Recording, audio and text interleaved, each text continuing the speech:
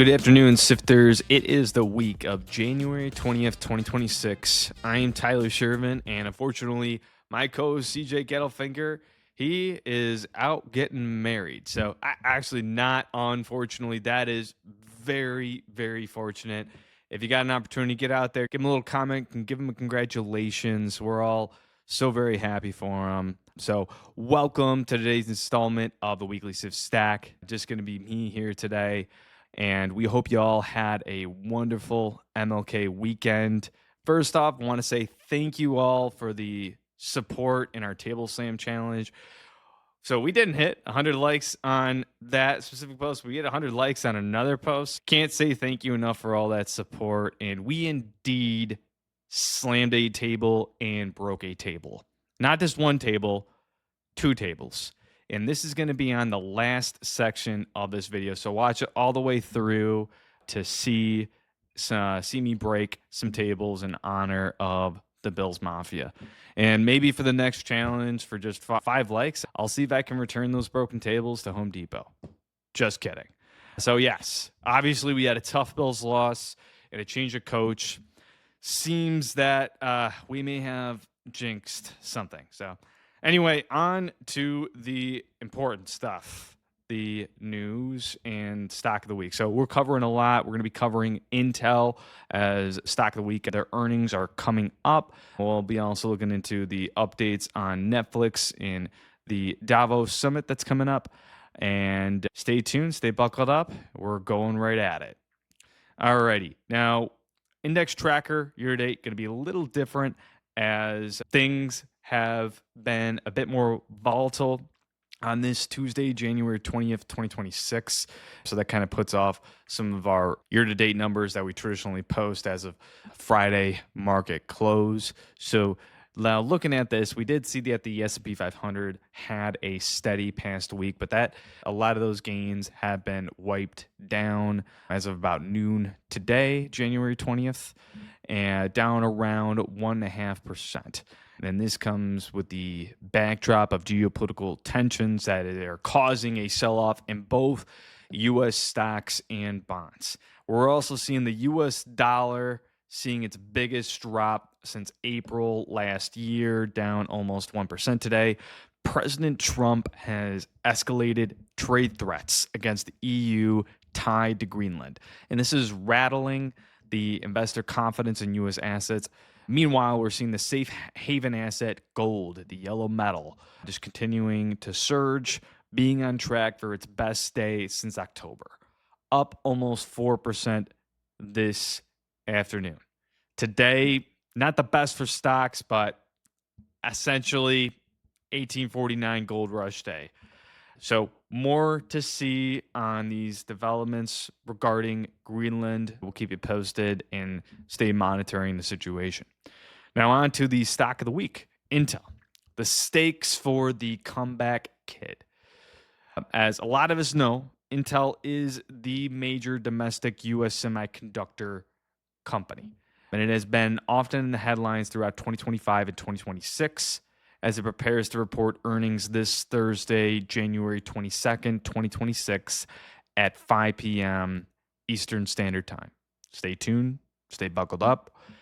And this is coming after a period of a significant decline over the past couple decades. And this company is attempting one of the biggest turnarounds in tech history. And here are the big things to know ahead of this call. So first off, we want to understand what Intel's core business operations are. But despite recent challenges, Intel remains a global titan in computer infrastructure.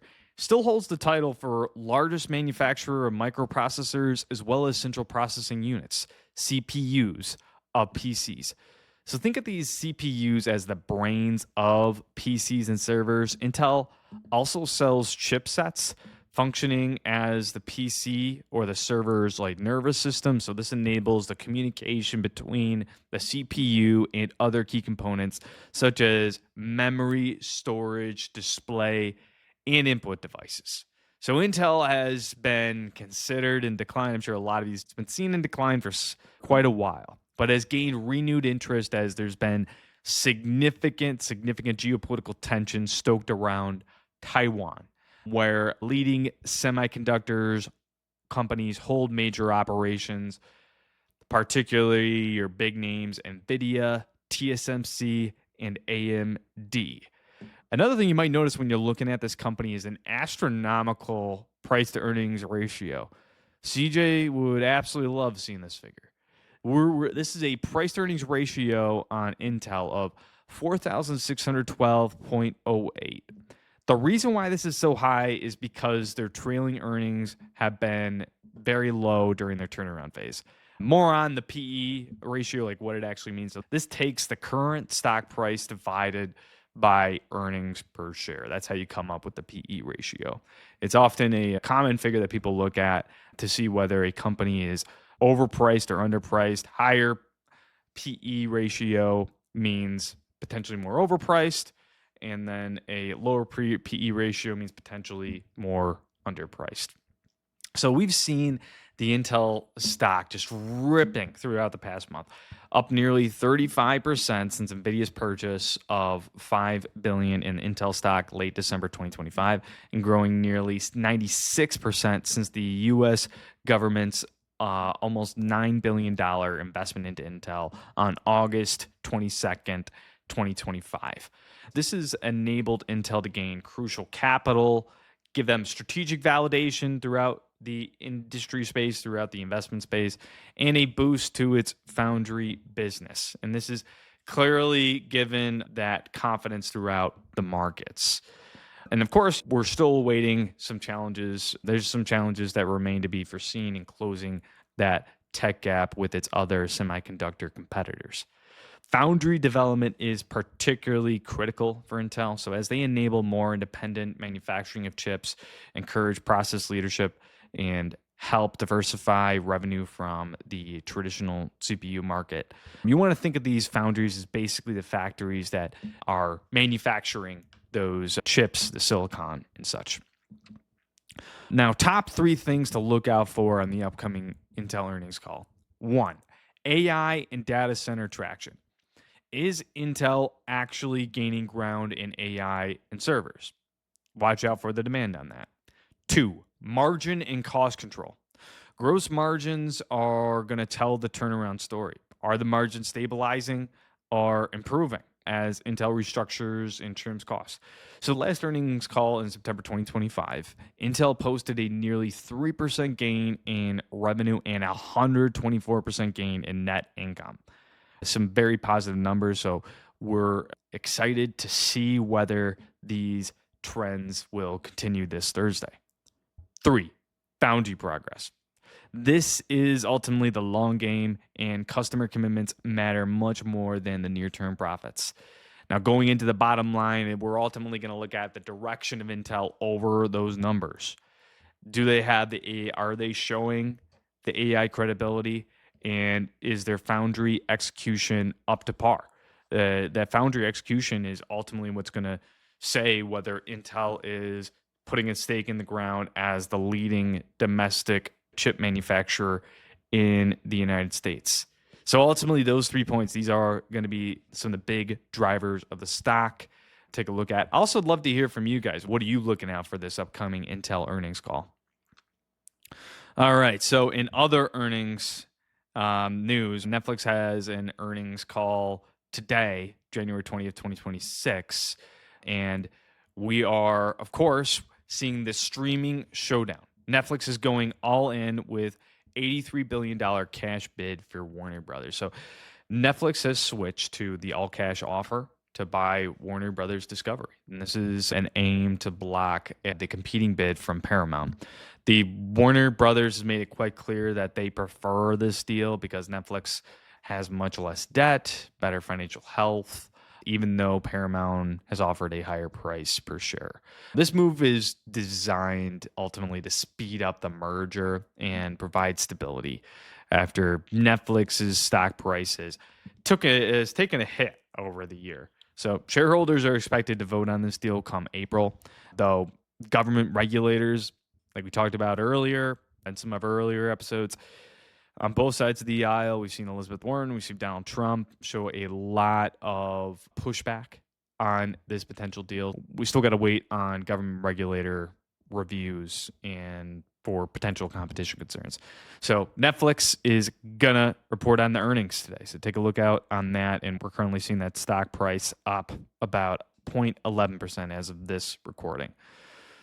Now, going into the big meeting, right? Davos 2026, power policy and a changing global order.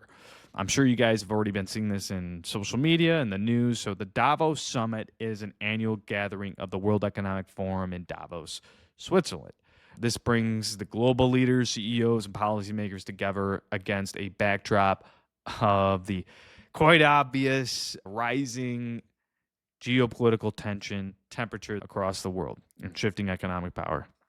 A lot of these key themes, particularly, you can think about the contrast, the key themes this decade versus the previous decade. The key themes are centered on deglobalization. So we can remember the last decade, it was all about globalization, AI-driven productivity, energy security, and the strain on monetary and political institutions. Leaders are set to debate on how to stabilize markets overall while navigating trade conflicts, climate commitments, and a more fragmented world economy. This is a good thing to keep your eyes on the peel for. We're going to get not just how world leaders are seeing the geopolitical temperature currently, but also how they're foreseeing it over the next year and the coming years. So there's going to be a lot of good insight coming out of this. We'll be having our eyes out on the peel for any sort of important commentary or announcements. Alrighty, poll question of the week. So since we're on the topic of Intel and semiconductors, we want to know from you guys, which semiconductor stock do you think is going to perform best in 2026? Is it Intel, NVIDIA, Advanced Micro Devices, or Taiwan Semiconductor Manufacturing Company? Me personally, I'm going to go with Intel. I think Intel has been, of course, the underdog for quite a while, and the other three have just been top dogs, beasting away. Intel, of course, there's a lot of incentive for both the U.S. government and also a partnership with NVIDIA to grow throughout this year. And their stock price has been performing quite well, even in the midst of this early on volatility we're seeing in January. So I'd like to hear from you guys on that. So now, going into last week's poll results, which bank stock do you think will perform best in 2026? JP Morgan led the way at 50% of the votes. Now, capping off this episode with the quote of the week, and this is from the late and great former Intel CEO, Andy Grove. Success breeds complacency. Complacency breeds failure. Only the paranoid survive. I absolutely love this quote, and I highly recommend all of you to read Andy Grove's books. They are some of the best I have ever read and will give you a lot of insight on how to run a large business and how to roll with the punches. Ultimately, here, though, with this quote, though, you got to be careful with growing and getting better and winning at anything, because you always start with great hunger, with a great plan, with great execution, but then you got to be careful on preventing yourself from getting high on your success. You always got to keep that mentality that you had starting out, and that just takes a lot of intentional action, a lot of intent to prepare your mind for that day in and day out. Because if you don't, you're going to get comfortable. You're going to get complacent. And there is always somebody out there that is super hungry and ready to get at it, and ready to potentially go after your spot in whatever field you're in. So never let your feet off the gas pedal. Always be on the lookout, always be fully aware. All right, sifters, that tails it off for this episode, for this week. But you guys have an incredible week. Get out there, get some success, don't get complacent. We are going to break a table today for the Bills Mafia. And we got actually a member from the Bills Mafia to help us out, right? Oh. Is that all right? Oh. Oh no! It's gonna happen. It's gonna happen. We're gonna break that table, baby.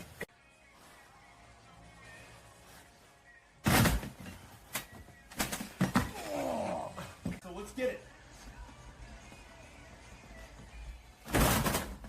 Oh yeah! Whoa! Let's go, Bills! Let's go, baby. Just want to say, best $100 I ever spent on these two tables. And look at this metal bar. No match for 140 pounds. Let's get it, Bills. This material is for educational purposes only and is not intended to provide specific investment advice or recommendations. Investing involves risk, including loss of principal.